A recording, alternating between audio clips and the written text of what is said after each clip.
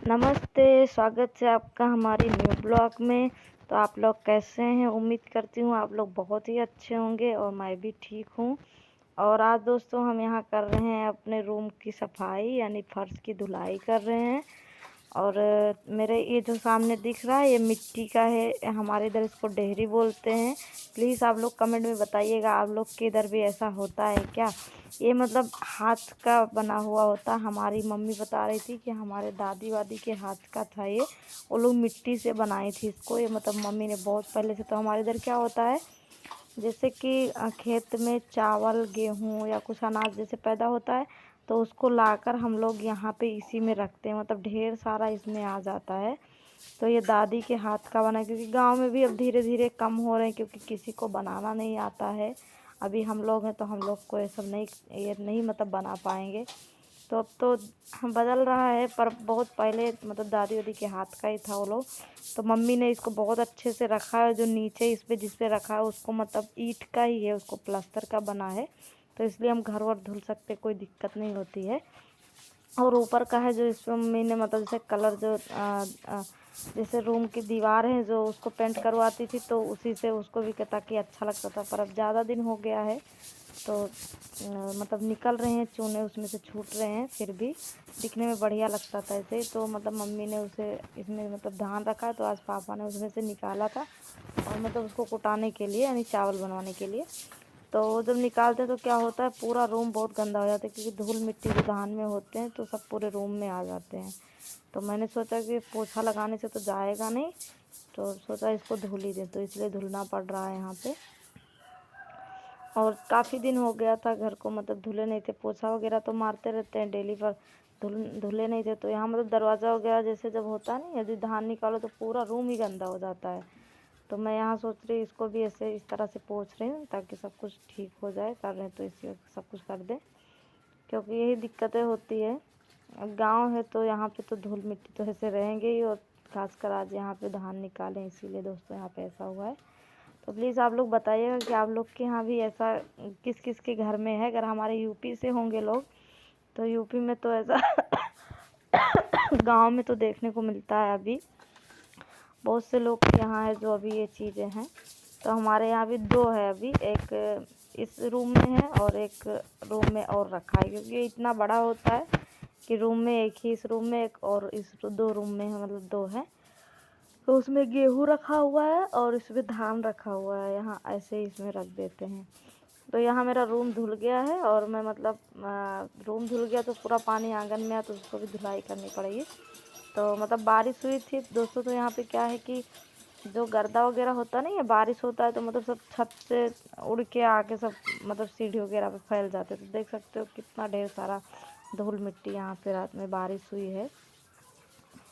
तो ये सब हो गया, तो मैं सोची चलो इसको भी हम साफ़ कर लेते हैं, क्योंकि आंगन धोना है तो ये भी साफ़ किए। तो इसमें अभी झाड़ू मार रहे हैं,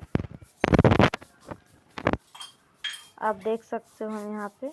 इसको झाड़ू मार के इसके बाद में हम आंगन की धुलाई करेंगे।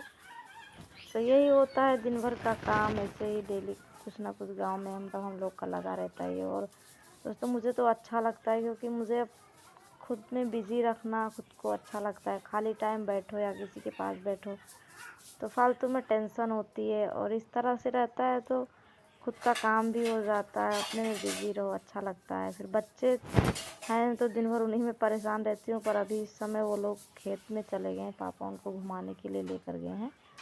तो मैं सोची जल्दी जल्दी जब तक घर वगैरह धुल लेते हैं, नहीं तो वो लोग आ जाते तो और परेशान करते हैं। और घर में धुल के हमने वहाँ पे फ़ैन चला दिया। ये हमारा दूसरा कमरा है तो उसको हम धुलेंगे नहीं, इसलिए उसका दरवाज़ा बंद कर दिए कि पानी के जो छींटे होते हैं भी अंदर जाएंगे। तो केवल हमने एक ही रूम धुला है, बाकी रूम वो सब सही है तो उसको नहीं धुला है। और यहाँ आंगन धुल रहे हैं।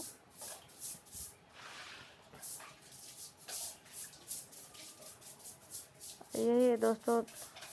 क्या है कि कभी कभी यही मतलब अभी मेरे वीडियो पे व्यूज़ वगैरह तो नहीं आ रहे हैं, तो बहुत उदास हो जाते हैं। 2 दिन से वीडियो नहीं बनाई थी, फिर सोच रहे हैं कि मेहनत करेंगे, हो सकता है एक नए दिन ज़रूर सफलता मिले। तो प्लीज़ आप लोग मेरे वीडियो को देखिएगा तो मेरे चैनल को ज़रूर सब्सक्राइब कीजिएगा और ज़्यादा से ज़्यादा सपोर्ट कीजिएगा, ताकि मैं भी कुछ कर पाऊँ अपने बच्चों के लिए भी। बच्चों को लेके मुझे बहुत ज़्यादा टेंशन रहती है, बस वही है, क्योंकि पूरी लाइफ में कभी मुझे ऐसी मतलब ये स्थिति नहीं थी। अचानक से भगवान जी ने इतनी बड़ी मुसीबत दे दी है, पर फिर भी हिम्मत कर रही हूँ और इस ज़िंदगी से, हालात से लड़ रही हूँ। अगर आप लोग का सपोर्ट रहा तो ज़रूर, इसीलिए कोई कोई कोई ये नहीं है कि कोई अपना ही होता है।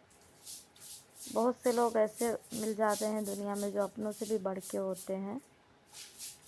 तो आप लोग अगर चाहोगे तो मेरा सपोर्ट करोगे तो मैं बहुत आगे जा सकती हूँ और अपने बच्चों को भी, बच्चों के भविष्य के लिए कुछ कर सकती हूँ दोस्तों। क्योंकि बहुत ज़्यादा टेंशन रहता है बच्चों को लेके, क्या होगा कैसे होगा, क्योंकि मेरी बच्चों की जो परवरिश है, उनकी मतलब हर चीज़ की जिम्मेदारियाँ सब कुछ मेरे ऊपर है। खर्चे से लेके दवा से लेके सब कुछ मेरा कोई सपोर्ट करने वाला नहीं है। और वही होता नहीं है, जब अपने होते हैं तो हर कोई होता है। जब हस्बैंड थे तो मतलब रिश्तेदार, घर, मायका, ससुराल, मतलब हर कोई रहता है। पर आज जब वही नहीं है ना, तो कोई किसी का सपोर्ट नहीं करता है। पर ऊपर वाला बहुत बड़ा है, लोगों की भूल होती है, कहीं ना कहीं से हो ही जाता हूँ। मैं भी ट्यूशन वगैरह पढ़ा के अपने बच्चों का क्योंकि मेरे बच्चे अभी बहुत छोटे हैं, तो मैं उनको छोड़ के कहीं बाहर जॉब भी नहीं कर सकती हूँ और मेरे बच्चों को देखभाल करने वाला भी घर में कोई नहीं है। तो इसीलिए मैं खुद को, बच्चों को भी देखना पड़ता है, घर का काम भी देखना पड़ता है और उसके बाद में उनका, बच्चों का खर्चा वगैरह भी सब कुछ मेरे ही जिम्मेदारी है। तो मैं घर पे ही मतलब बच्चों को ट्यूशन पढ़ाती हूँ। तो इस समय तो रमज़ान का महीना चल रहा है, तो हमारे यहाँ जो लड़कियाँ पढ़ती थी तो वो लोग मतलब रोज़ा रख रही हैं। तो बोली दीदी हमको 1 महीने की छुट्टी चाहिए, हम मतलब रमज़ान ख़त्म होगा उसके बाद में ट्यूशन पढ़ेंगे। तो हम बोले ठीक है, कोई बात नहीं है। तो इसीलिए वो लोग इस समय तो पढ़ नहीं रही हैं ट्यूशन। और इस समय मेरा ट्यूशन का भी छुट्टी है, करीब आज 10-12 दिन हो गए ट्यूशन बंद हुए। तो और ज़्यादा टेंशन रहती है, यही सब सोचते हैं क्या होगा कैसे होगा, पर क्या कर सकते हैं, ज़िंदगी है अपनी अपनी, किसी तरह से। पर वही बच्चों का ही लेके मुझे बहुत ज़्यादा टेंशन रहता है दोस्तों,